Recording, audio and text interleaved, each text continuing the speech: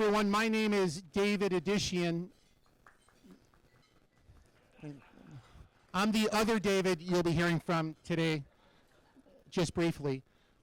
I'm a member of our board of directors and the proud chair of your programs committee, and it's my sincere pleasure to welcome everyone to the Los Angeles World Affairs Council Town Hall as we kick off our 2024 season, which represents our 71st year of bringing the world to Los Angeles.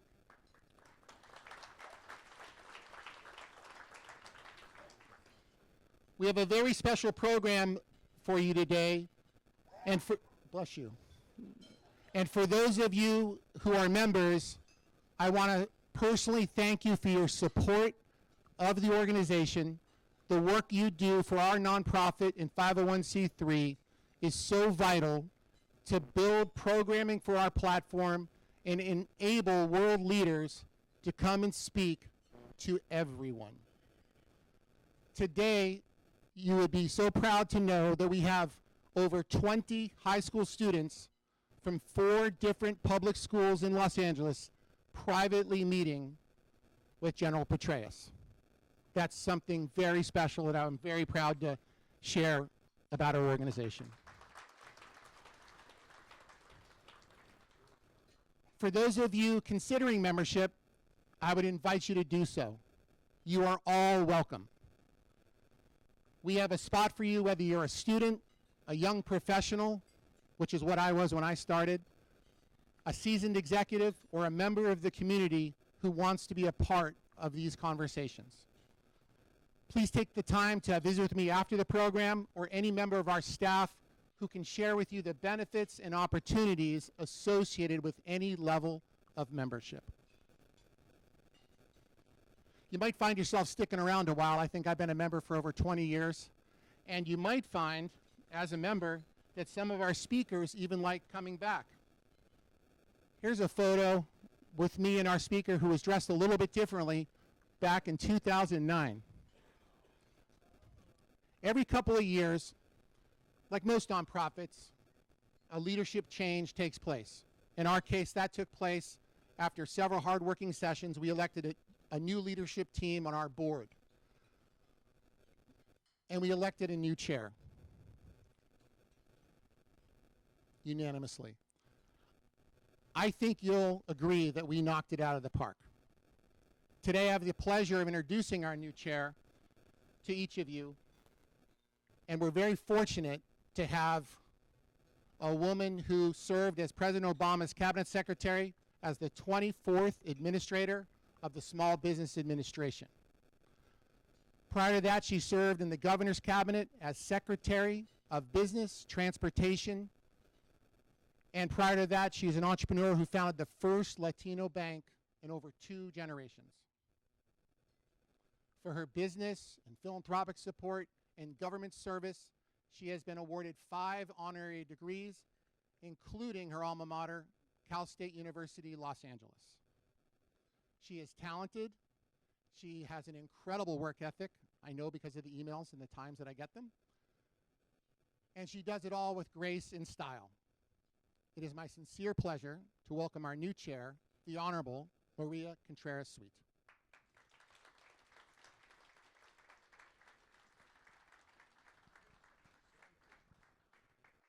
That was very gracious and generous, for sure. Thank you. I'm just delighted that Mr. Sweet was here in the room to hear it all.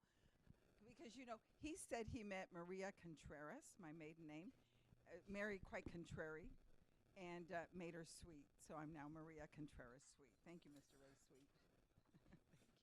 Thank you. I'm delighted to be here with you all to break bread, ladies and gentlemen. Thank you so much for honoring us. You know, the World Affairs Council was founded, I understand, in 1953, and the Los Angeles Town Hall of California was founded in 1937. So for those of you that have been joining us for some time, thank you for being a part of that history. These 2 venerable organizations came together to form the Los Angeles World Affairs Council Town Hall, and so you are participating in that event today.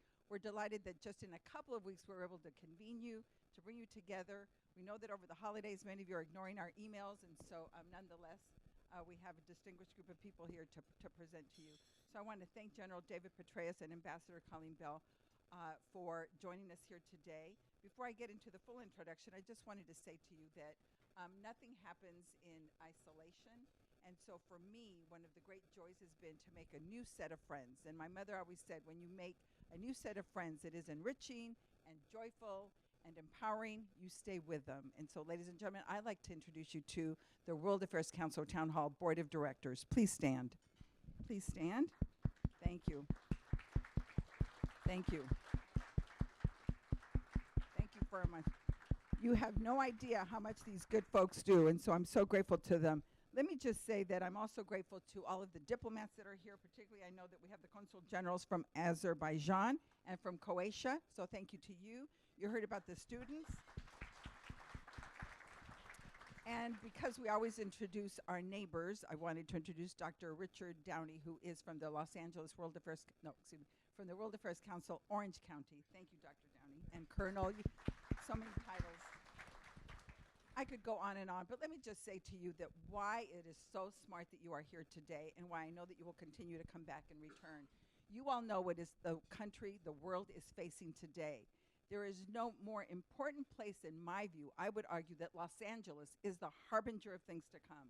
When you think about where ideas germinate and where they grow from, I can tell you, having been in Sacramento and having been on the president's cabinet, the people are always concerned about what City Hall is working on, because they know that as City Hall starts, then it goes to San Francisco, then it goes to New York, and then it moves across the country. And so we know that this is a place where great ideas are germinated. We know that Los Angeles has the most important ports in the country, Long Beach and Los Angeles. We know that our cuisine, I could be in Estonia, and they'll talk to me about the California cuisine that our good friend Wolfgang Puck at Spago's emanated. So think about everything. The most academic institutions, what do you think of? You think of Boston. I know you're thinking of MIT and you're thinking of Harvard, but indeed it is Los Angeles area. California has 230 colleges, the greater LA area, 230. Boston has 120. So just think of Caltech, think about UCLA, USC, Occidental, the Claremont colleges. Think about all of the patents that we're starting here, the innovation. So I'm very excited about Los Angeles is doing today. And of course, we have the greatest diversity. We have great diversity in our community. So if you're going to start an idea and you want it to be powerful and you want to leverage your effort, this is the place. Clearly, we all know that this is the time when you see what's going on around the world. We know that this is a time that we must be engaged. Many of my MBA corporate executives are now saying that they're sending their executives back to get an MPP so that they understand the world affairs, because you can't run a business in isolation of what's taking place in the world. So for all those reasons, ladies and gentlemen, you're here at the right place. Now, the program. Let me just say that Ambassador Colleen Bell has just been a long-standing friend. She is such a that's not the right word. She epitomizes Los Angeles. She has grown up in the area. She has just a beautiful family, a beautiful home, and she's always welcoming special events at her home, and so we're grateful to her for all of that. But I'm impressed because she, after having beat the entertainment capital again, Colleen led the force, and she was the producer of some of the most important shows that are seen around the world. And I think you all know, you can look her up, and if I named her shows, we'd be here all afternoon. But let me just say that her programming is very impressive and has gotten the most awards. So she's a star in terms of her business. And then she raised her hand and said, I want to serve the world as well. And so President Obama named her to be our ambassador to Hungary. And after she returned, she came back to continue to tell stories, to make sure that we're shaping thought in a positive way, and is the head of the Film Commission for the state of California. Ladies and gentlemen, Colleen Bell.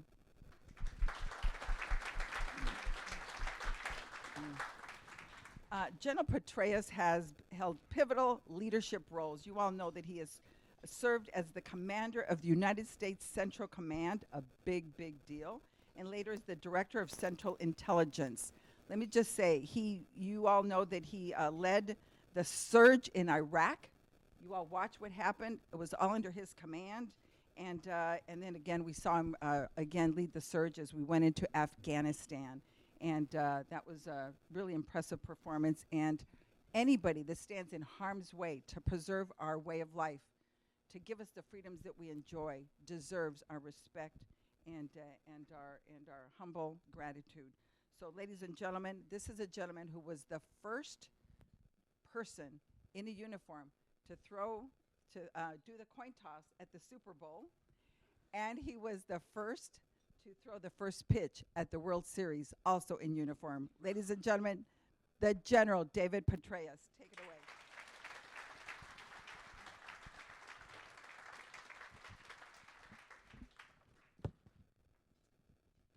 Thank you very much, Secretary, and it's really such a pleasure to be here with all of you today, and what a great honor and privilege to have the opportunity to moderate this discussion with General Petraeus. So in addition to his storied military and government service that placed him at the military and intelligence, the center of military and intelligence policies at a very critical time in our nation's history, and with this conversation taking place at a critical time in global security, it's wonderful that we are all here to listen to him as he shares his experiences and wisdom and knowledge with us. But first, I'd like to ask him a few questions about his book, his most recent book, Conflict: The Evolution of Warfare from 1945 to Ukraine. General Petraeus, can you tell us a little bit about what are some of the themes that are present in this book? Sure, but first of all, let me just thank Maria for the great leadership that she is providing here, for what she has done in other positions over the years in Washington as well, for the kind introduction, for not mentioning that I was runner-up for Time Person of the Year to Vladimir Putin. It is great, as you say, I guess, to help bring the world to L.A., except that I actually always thought that L.A. was the world, but I get educated on that, I guess. And great to be back here after 14 years, the last time I was here, as you saw, in uniform, and great to be interviewed, interrogated, whatever, on stage by a woman who has 27 Emmy Awards on display as you enter her home. I used to do intelligence. So the book first came about because my co-author, Andrew Roberts, this is his 20th book, one of the greatest biographers and historians of our time, with whom I'd done a lot over the years previously. His book on Churchill, George III, the last king of America, Napoleon. A phenomenal book, by the way. He thinks the movie leaves a little something to be desired when it comes to historical accuracy, among others. But he called up after the Russians invaded Ukraine. He said, look, I've never had a co-author before, but I do think that there should be a book that provides the military historical context for the invasion of Ukraine. Would you be willing to do that with me? And I jumped at the chance. I was looking for an opportunity to write about the two wars that I commanded at their height, Iraq and Afghanistan, but without doing it in a memoir, tell-all, or something like that. I just wanted to get the history down as I saw it, having, for example, in Iraq been there as a 2-star, 3-star, 4-star, and then the 4-star boss, and then CI director in the 10 or 11-year period that we were in there. And so we went about and we put it out in a great, nice bidding war. HarperCollins won. I remember we did a video conference with them. They said, now, how do you envision divvying up the writing tasks? We know you can do this. Now Lord Roberts, by the way, of Belgravia, and General Petraeus, but what about you? And I said, well, I did write a dissertation. I, was a speechwriter in earlier lives, et cetera, et cetera. And then Andrew said, well, look, General Petraeus is going to write about the countries that he invaded, plus Vietnam. I wanted to revisit that. That was the subject of my dissertation at Princeton. And he said, I'll fill in the rest. And we had a wonderful collaboration. But what we put into the introduction in particular, and the biggest takeaways from the book, the biggest of the big ideas, and you're going to keep hearing that phrase, is the importance of strategic leadership. Now, this is important in any endeavor, and I'll illustrate it for Netflix. And the students who heard this, please still laugh at the punchline when we get to the end. But I developed this model between the 3 and 4 star tours in Iraq, knowing that I was going to go back. I'd been told to expect that. It ended up being 6 months sooner because the president felt the urgency to make the change, to implement the surge, to get going with that.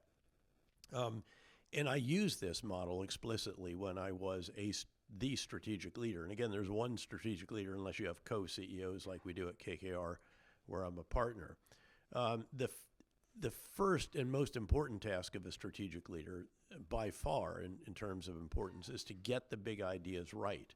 You have to understand the context. In the case of conflict, you have to understand the physical terrain, the human terrain, the enemy forces, your forces, the people, all of the elements in society, how the country is supposed to work, how it really works, the neighborhood, all of these different factors that you have to truly understand in a very nuanced, rigorous way so that you can craft the right strategy. You can get the big ideas right.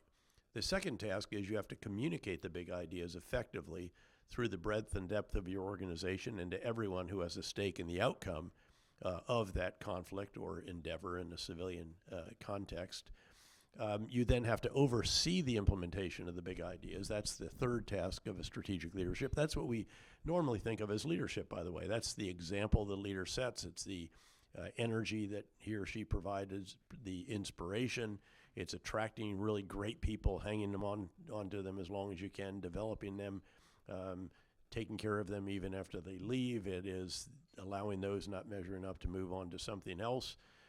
It's how you spend your time is a crucial component. We called it my battle rhythm. In Iraq during the surge, for example, we had a huge butcher block piece of paper that identified what I did every single day of the week. This is 7-day-a-week endeavor.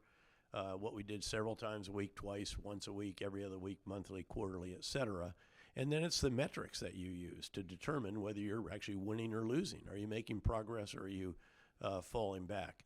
And then there's a fourth task, sometimes overlooked, where you have to sit down formally, events on your battle rhythm that require you or enable you to determine how you need to refine the big ideas as the context evolves so that you can do the process again and again and again. And think of the example of Kodak, by the way, the leader in the world in film photography and film photography services, had over 2,000 patents on digital photography, but failed to make that the new big idea early enough. Others got there first, and they have never been what they were before. Finally, I need to offer the example of Netflix. I think Reed Hastings, I'm sure you know well, actually, he's probably bought a lot of your content over the years, repurposed it, and sent it around the world. One of the great strategic leaders of our time, right up there in my view with Jeff Bezos of Amazon, Jack Ma, individuals that really built something over a sustained period of time and repeatedly demonstrated the great ability to perform each one of these tasks of a strategic leader superbly, but especially getting the big ideas right. His first big idea, of course, was we're going to put movies in the hands of customers without brick and mortar. So we're going to undersell Blockbuster. It goes really well. A couple of years later, so they communicate it, they oversee the implementation, they get down here and they say, well, okay, well, now other people are doing that too. And of course, Blockbuster's going out of business.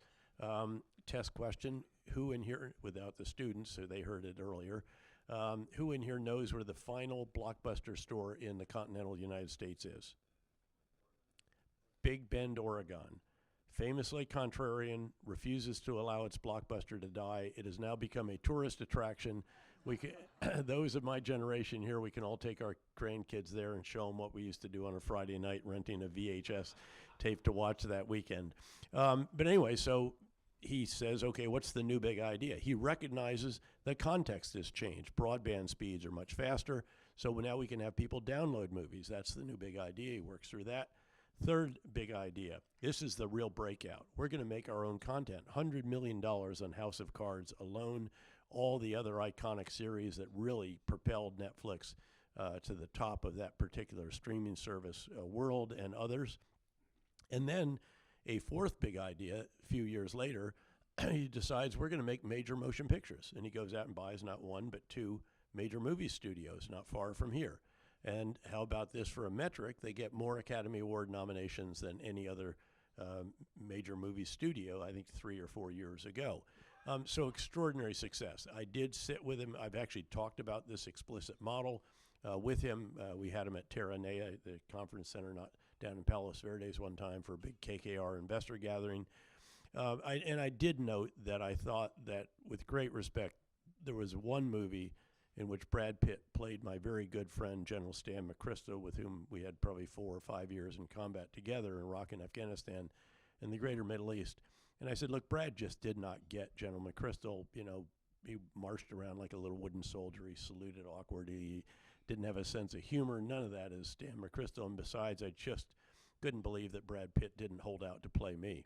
So in any event, you get the idea here. Thanks to the students who heard that before for still laughing. But this element, strategic leadership, is absolutely crucial. And that's true, again, in the civilian world, in the nonprofit world, in the government world, wherever it is, noting that all leaders perform these 4 tasks, but it's the strategic leader at the very top who has to get the fundamental strategy, has to make the fundamental decisions about the big ideas. And this is not trivial stuff. And as we note in conflict, there are numerous occasions in which the strategic leaders failed, in particular, to get the big ideas right. I would submit, in fact, that, again, it took us about 13 years in Vietnam to actually get the big ideas right for the first time. Again, for all of the valor and the courage and the initiative and the other great qualities of those who wore our country's uniform during that conflict, we didn't serve them well in terms of actually getting the strategy right, which we didn't really get until about mid-1968. But by that time, you'd already had the Tet Offensive earlier in that year that had seemed to really discredit, undermine the confidence America had in its leaders on the battlefield, who had been saying that there's light at the end of the tunnel. We're going to, right around the corner, we're going to make, start sending troops home, et cetera, et cetera. And finally, and only then, did we realize that what we needed to do was focus on security of the people rather than on just thrashing around the jungle in a war of attrition, doing search and destroy operations, which had very ephemeral effects, not enduring effects. And even though perhaps we might kill 10 of them for every one of us, America's mothers and fathers didn't actually support that notion of that particular ratio being an adequate approach. Okay, thank you so much. And By the way, do we have any Vietnam veterans in here? Bob, please stand up, because we want to say thank you to you. You know, those who served in Vietnam responded in many cases to a draft notice. They didn't raise their hand, but they went off and served our country as they were asked to do. And in return, we did not give them the welcome home that those I was privileged to lead in Iraq and Afghanistan got when they got back. In fact, in some cases, we actually spat upon them. And so, Bob, thank you for what you did back then. Thanks for what you endured, not just on the battlefield, but when you came back home to the home front. And thanks for being a force, together with your fellow Vietnam veterans, who did more than any other element in our society to ensure that our men and women in the post-9/11 wars got the welcome home that you never did. So thank you again.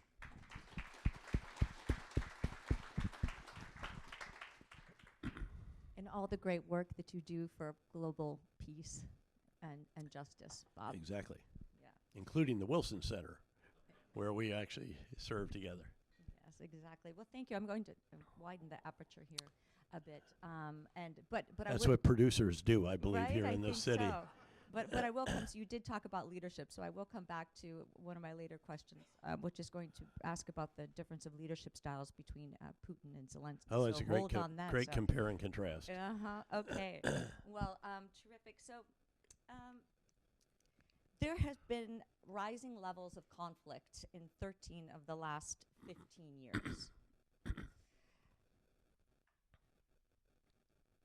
In January of 1941, when the U.S. was still at peace, President Roosevelt wrote in a correspondence, "We must recognize that the hostilities in Europe, in Africa, and in Asia are all parts of a single world conflict. The problems which we face are so vast and so interrelated that any attempts even to state them compels one to think in terms of 5 continents and 7 seas. And he went on to say, we must, in light of the circumstances existing, decide where and when and how we can most effectively marshal and make use of our resources. So, U.S. security confronts an arc of crisis across Europe with Ukraine, Israel, Gaza war, conflict on the Israel-Lebanese border, increased rhetoric from China regarding Taiwan, Houthi aggression in the Red Sea. How will the U.S. manage this series of conflicts, and what, in your view, is the U.S. role in the world? Well, I think we are still the indispensable nation. I think if you want to use a metaphorical image, we're the guy in the circus tent who has to keep a lot of plates spinning, and if we don't do it, no one else will. We do have allies and partners that help us with this. And the plates represent the challenges, the threats, if you will. You mentioned a number of them. And I believe that we face a greater number of challenges and threats and a greater complexity of those threats than certainly at any time since the end of the Cold War, if not the end of World War II. And I'll just lay that out for you. Think of, again, the China plate obviously is bigger and more important than all the others put together. We have allies and partners that help us. This is about sustaining deterrence, ensuring that China has no question about our capabilities on the one hand and our willingness to employ them on the other. And by the way, that reminds us that the world is indeed connected, as Roosevelt observed. What happens in one part of the world actually influences what happens elsewhere. I would submit that the decision to withdraw and then the actual withdrawal from Afghanistan and the way it went was one of the factors that led Putin to think that he could invade Ukraine again, having done it already in 2014, and perhaps get away with it without any more substantial action than we took back then. But that China plate can't even wobble. We have to be sure that's the most important relationship in the world. It would be great if we could all be mutually beneficial. It's not. It is severe competition, as our national security advisor has observed, and we need to ensure that it doesn't become confrontation. But there is a Russia plate, obviously. There is a North Korea plate. There are several Iran plates. There's their nuclear program. There's their support to these different proxy elements throughout the greater Middle East. There's their missile program. There are still Islamist extremist groups around the world in which we have to keep an eye and pressure, having learned the hard way that if you don't keep an eye and pressure on an organization, the Islamic State, it can reconstitute, and that one, of course, established the first ever caliphate in history. We had to go back into Iraq, help the Iraqi security forces and the Syrian Democratic Forces eliminate that caliphate and defeat the Islamic State. There are discrete cyber threats that are very, very significant. Nation states, non-state actors, criminals, extremists operating in cyberspace, et cetera. There's plates that are associated with challenges that are manifestations of climate change. I don't need to tell an audience here what the incidence of wildfires or extreme weather events or whatever it may be that results from that. That's a challenge. And then there's domestic populism in a number of the democracies, including the one to which you were accredited, of course, where we saw a democratically elected leader use the powers that he had to whittle away at that democracy and the independence of the institutions, the judiciary, and the media. So again, all of these are challenges, and I believe that we have really a responsibility and an obligation, not because of charitable reasons, but because it is in our cold, hard national security interest to keep all these different plates spinning, because the cost of not doing so is so great. We note in the book, we spend a lot on defense in the U.S. and the other parts of the Western world that are our allies and partners, but that is a very important investment, because if you do not deter, if deterrence fails, conflict is even more incredibly costly, dangerous, and destructive. So again, this is about self-interest. It's not about charity. It's about trying to preserve the world that we helped more than any other country in the wake of World War II to establish, and which has served our interests and those of our allies and partners exceedingly well, and a major source of the prosperity that we enjoy here in the United States and the relative peace for all of the different conflicts that are ongoing around the world. Yes, absolutely. So let's start here with Israel-Gaza war. Given your experience in Iraq, what are the similarities between the problems that Israelis confront in Gaza right now and the problems of counterinsurgency and fighting insurgents and terrorists?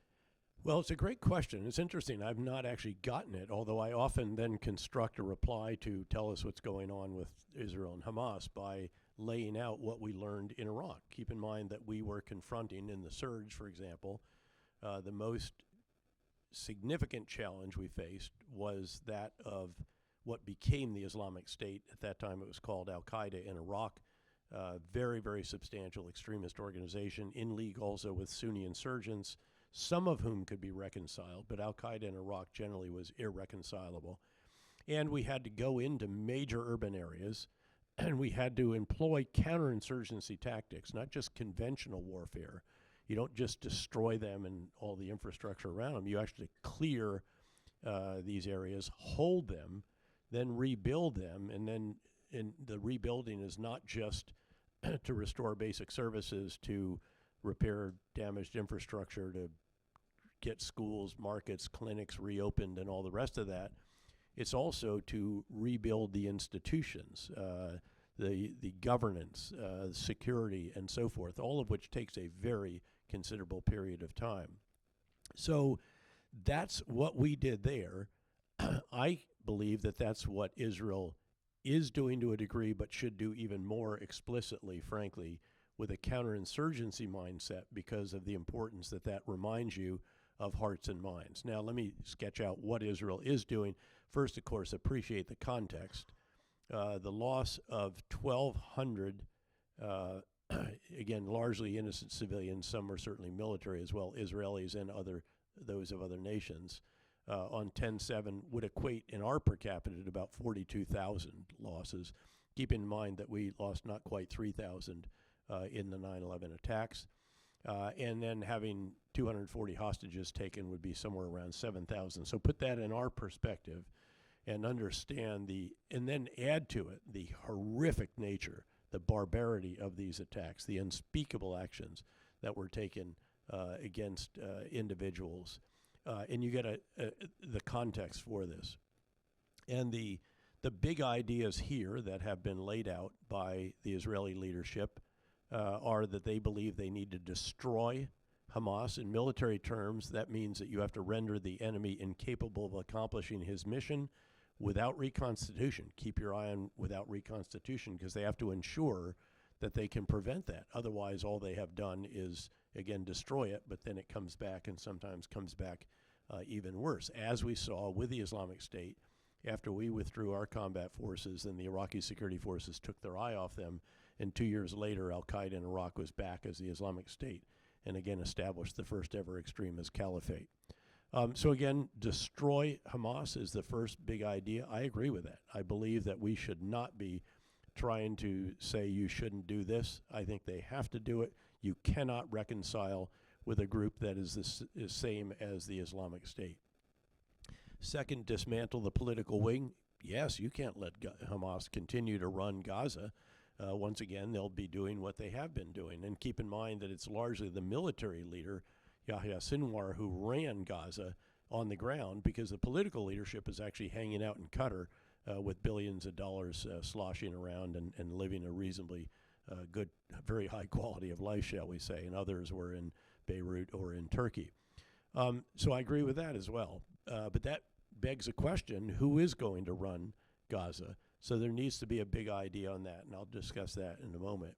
And then obviously the third task that they have laid out explicitly so far is obviously to get their hostages back, a very, very difficult task, given that many of them are down in tunnels.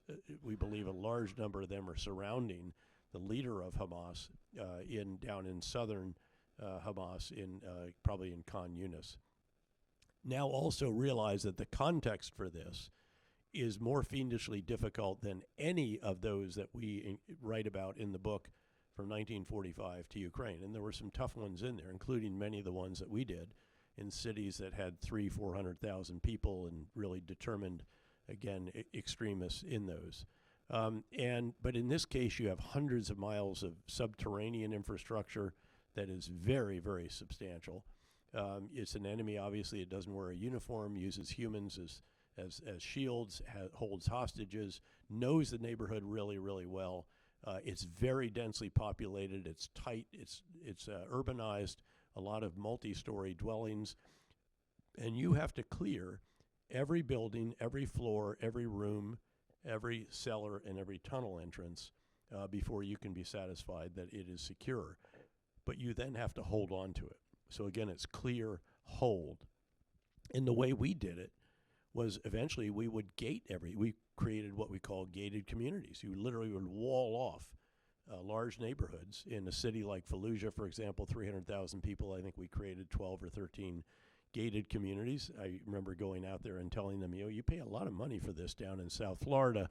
We're giving them to you for free. And so, but that's so you can control and keep the enemies out of the population once you have cleared it. I do think this is one issue that the Israelis need to address further, instead of just pushing people around all over and creating quite a humanitarian challenge, to put it mildly, that you need to get them back into their homes, start rebuilding, but you've got to keep the enemy out. And there's tactics, techniques, and procedures for doing this. To be fair, the Israeli military has not done this before. I don't know that they have an explicit counterinsurgency doctrine. We didn't either. We didn't have a doctrine until it was actually written between the 3- and 4-star tours when I was back in the United States as a 3-star. And by the time I went back for the surge, every single leader that we had in a professional force, not a drafty army, not a conscript force, which is in large measure what Israel's is, of course, and then a lot of reservists brought back on active duty. They'd all served continuously. Everyone had had at least one tour in Iraq. Many had 2 tours. I had 2.5 years actually in Iraq already by that point in time, if you add up the 2 tours and the various assessments that I was asked to do. So again, very, very challenging situation here. President Biden, I think forthrightly, and Secretary Blinken have noted the need for much greater care when it comes to civilian casualties. To give you an idea of the importance of this, we always had a sign on the walls of these op centers, these 5 combat commands I was privileged to have, staring at me, and it asked a question: will this operation take more bad guys off the street than it creates bad conduct? If the answer to that is no, you're supposed to go relook the operation, figure out how you get to yes, or shelve it for a while until you can change the context sufficiently. So that's another issue. I believe there should be a vision for the Palestinian people in Gaza, and for that matter in the West Bank as well. I would believe a recommitment to a 2-state solution. I know domestically in Israel that's very, very challenging with the current coalition. But I think you need to tell the people, we are out to make your life better, and by getting these extremists out of your midst. That's what we told the people of Ramadi, of Fallujah, of Mosul, 2 million people, Bakuba, Baghdad, et cetera, the parts in which we did these operations. And so we want your help if you can. At least don't oppose it. We'll then safeguard you. We're going to replace them with a competent government, if you will. And that is the final challenge. And that is, who is going to oversee Gaza? I know that we think we're being good partners when we say don't reoccupy it. They don't want to reoccupy it, understandably. Israel left Gaza in 2005 for a reason. The problem is I don't see any alternative. I see no hands going up in the region. I was just in the Gulf states recently at a conference that had many foreign ministers, defense ministers, 2 former prime ministers of Israel, 2 former chiefs of staff. I don't see any real alternative. And yes, ideally you should have a competent, capable, trustworthy Palestinian administration. Tell me where you find that, and I'd be the first to suggest that they go get it. But it doesn't exist in the West Bank right now, keeping in mind that Mahmoud Abbas is on 19th year of a 4-year term, and there's never been another election since he was elected 19 years ago. So the challenges are enormous. I think there should be these additional big ideas. There are a lot of us talk to a lot of folks there. They know this. They're working. There's 2 different entities in government trying to figure out how to administer Gaza after this. I think some of these, the sooner they acknowledge it and actually announce it, the better. But along the way, getting a lot more humanitarian assistance in there, dramatically reducing the innocent loss of life. And I'm heartened that Israel has acknowledged that and has changed.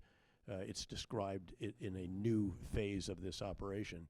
But that does not obviate the need to clear all the rest of Gaza. And they've so far just done the northern part and quite well. Some of the center and a bit of Khan Yunis, the south, the major metropolitan center there. But there's a lot of hard fighting. And, of course, the leader, again, is believed to be in a tunnel in Khan Yunis surrounded by hostages. So a very, very challenging mission in a very challenging context.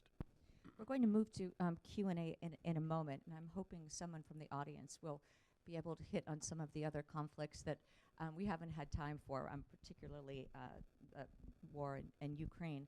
But I have, please indulge me, one last question before we turn it over, because I am curious and I want to know, has there been an atrophy of American statecraft?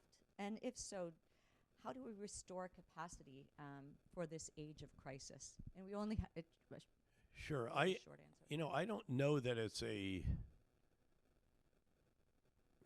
erosion of statecraft per se. I think it has been uncertainty about the resourcing of the strategies that our statesmen have developed. I mean, if you look at right now, for example, what is the single biggest issue around the Russian war on Ukraine? It's whether the U.S. Congress is going to be able to come together and approve the supplemental bill, which is a very substantial amount of assistance for Ukraine, but also for Israel, also for our southern border, and also for Taiwan. And because of the dynamics in the House of Representatives, that is uncertain. I mean, can you imagine being a Ukrainian leader and you're just waiting? When I was last in Ukraine, which was in late September, and I'd been there in May as well, they know more about the House of Representatives than we do, most of us do. And it's because their future hinges on that. So I think it's one thing to have actual statecraft, in other words, the capability of our diplomats, as you saw, and experienced and were part of. The real issue, though, is consistency in strategy and policy. And we've had some inconsistencies, obviously, in the recent past.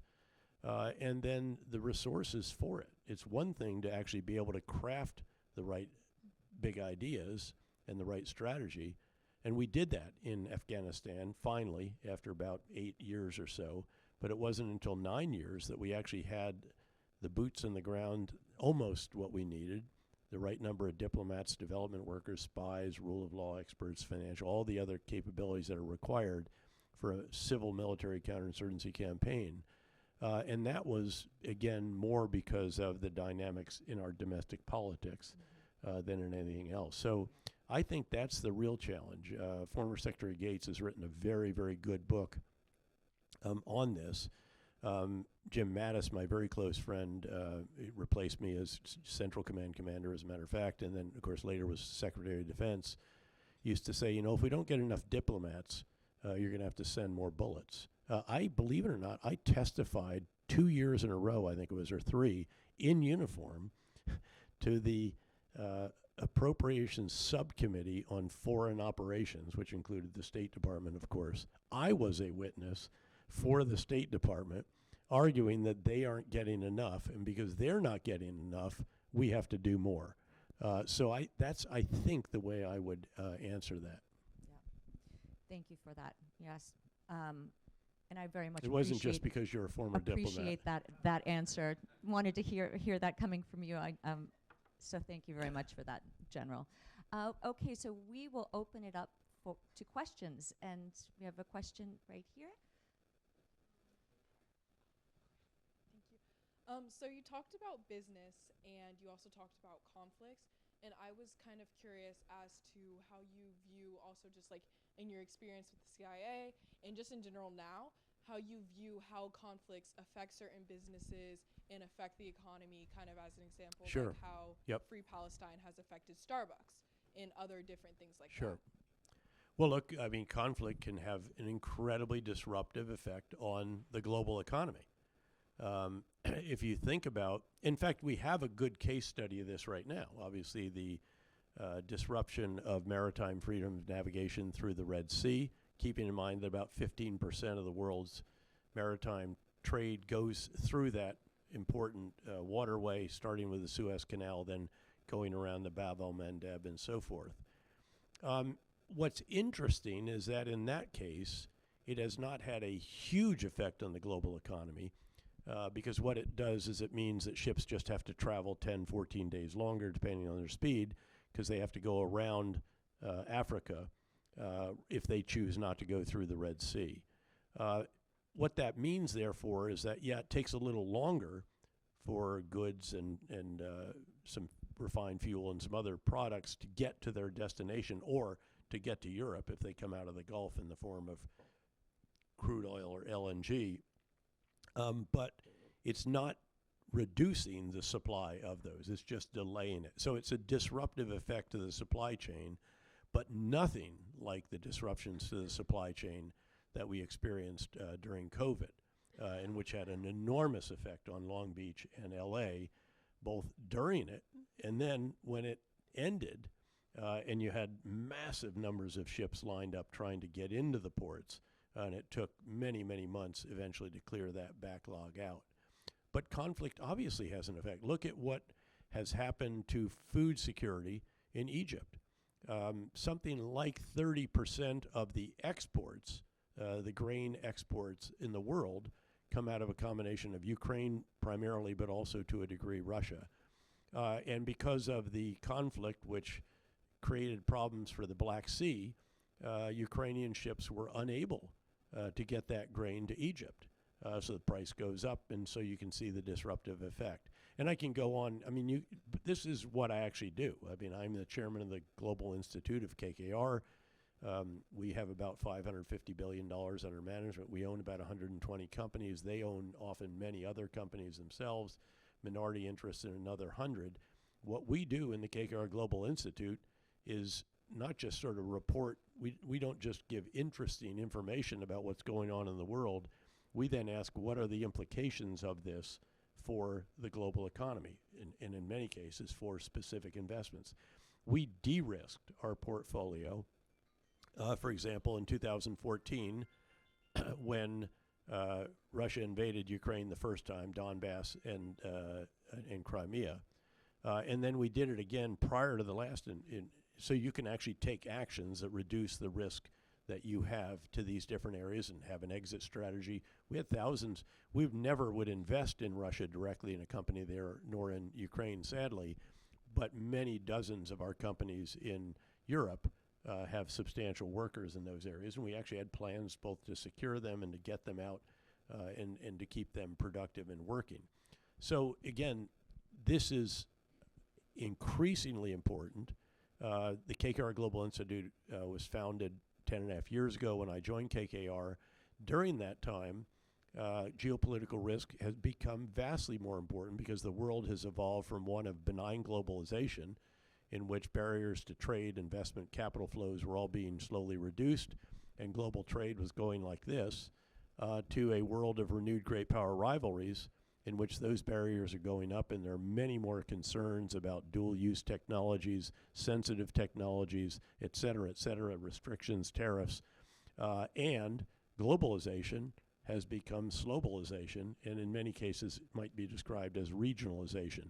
And there are enormous implications, friendshoring as a result of this, onshoring, reshoring. I mean, all of these different dynamics that are very macro themes, but actually have micro effects on specific industries, sectors, and eventually companies that we are considering buying. It's really intellectually stimulating, by the way, for someone who used to teach economics and international relations in particular. It's also, I'm sure you all would agree, that the highest calling in life after government is the private equity industry. Yes.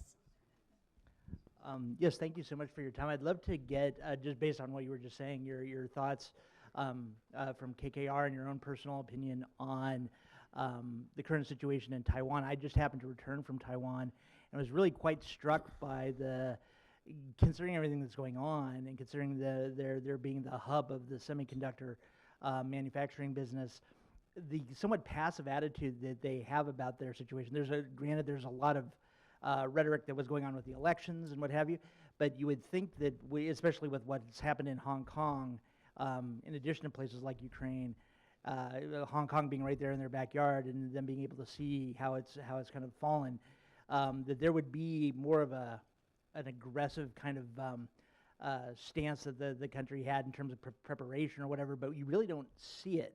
And I'm just curious, maybe that was just something I missed, but I'm curious what, with your experience and thoughts, and KKR's thoughts are on the matter. No, I think that's actually a reasonable assessment. There is quite a bit of focus on what more they can do, and that manifests itself, for example, in increasing the period of national service that they have. I mean, they're still by no means Finland. Finland's a great example, by the way.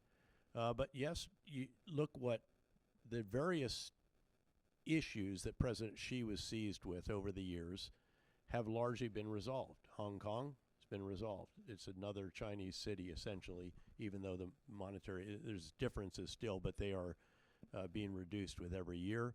The Uyghurs, obviously, Tibet, all these different issues that they have been resolved, and there's one legacy issue left, one legacy achievement, and it would be the reincorporation of Taiwan into the People's Republic of China.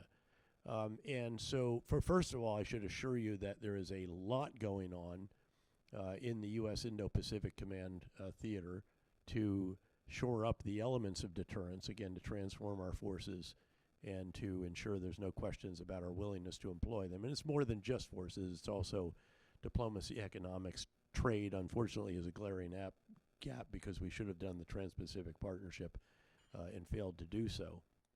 But then Taiwan is getting much more serious about this as well, and there's a good bit of assistance and discussion and so forth that takes place in that regard.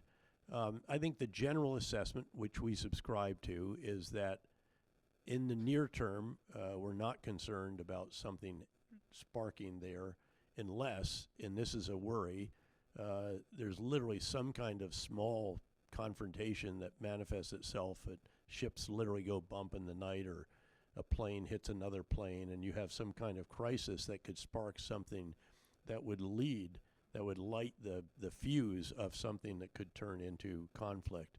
But barring that, and of course that's why the administration is working so hard to reestablish communications. It was heartening to see the military-to-military contact for the first time in, a year and a half or more. That's why the administration is trying to get guardrails on the relationship, establish a floor, as they say, so that severe competition doesn't again turn into confrontation. But keep in mind that President Xi has charged his military with being ready to conduct an operation in 2027. But we have agency here. We need to accelerate the transformation of our forces, which can, in very simplistic terms, be described as going from a small number of large platforms to a massive number of smaller platforms that are unmanned and increasingly not remotely piloted, but algorithmically piloted. But that's the final chapter in the book, which talks about the future of warfare.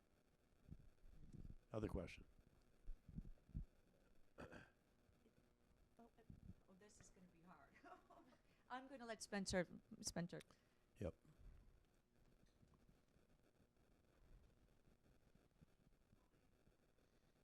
Thank you very much. Then you can hand it across the table. One of the things that appears that we don't have enough inventory for war fighting equipment. Correct. So how did this happen? Well, it happened because assumptions were made. What you're always doing in the defense world, any world, is you're allocating shortages and you're trying to establish priorities.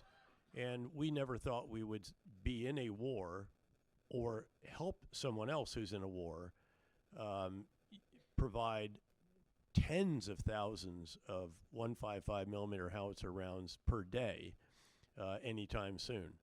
And that is exactly what the Ukrainians have been shooting. It's, in many respects, again, oversimplification, it's been a bit of an artillery duel during the more static periods of the front lines. And so we have dramatically ramped up our production. It's still not what it should be. Our allies are doing the same in Europe. They're behind on that, but doing it. And to be fair to the Europeans, they have provided double the assistance that we have provided in aggregate when you talk about not just military, but also financial, economic, and humanitarian. And they've actually provided just a little bit more in terms of pledges of security assistance than we have actually pledged. So the Europeans have actually stepped up. In fact, one of the dynamics, you talk about a big theme, is increased defense spending around the world. When the world's number 3 economy decides to double its defense spending in 5 years, Japan, that's a big deal. When the U.S. has historically high defense spending year after year after year, and I'd like to see it be even higher, it's keeping up with inflation, and then with supplementals it sometimes goes more. China obviously continues to increase its spending, and then the number 4 economy in the world, Germany, has gone from under 1.5% of GDP to over 2%. That's a real Zeitenwende, as they have noted it. I mean, a real watershed in the wake of the invasion of Ukraine.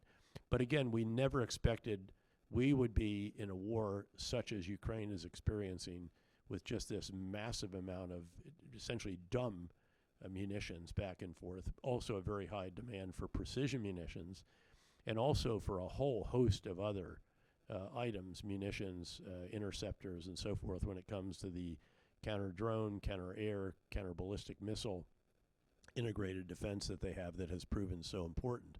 And by the way, great to see our Patriot missile knock down the first ever hypersonic missile that was thrown at anybody in combat, the Kinzhal from Russia. So, we just didn't have the defense industrial base. We've known this for some years in certain respects when it comes to shipbuilding in particular, but it turns out that's also the case when it comes to, again, a variety of different munitions that we're trying to provide to Ukraine and need to provide to them in larger numbers. Ladies and gentlemen, please thank Ambassador Bell and General Petraeus.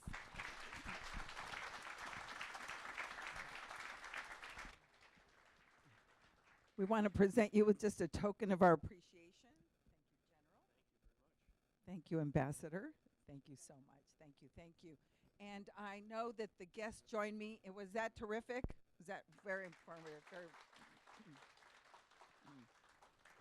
The General has a quick stop, so immediate quick stop, so thank you again. We know that you're going to dart out.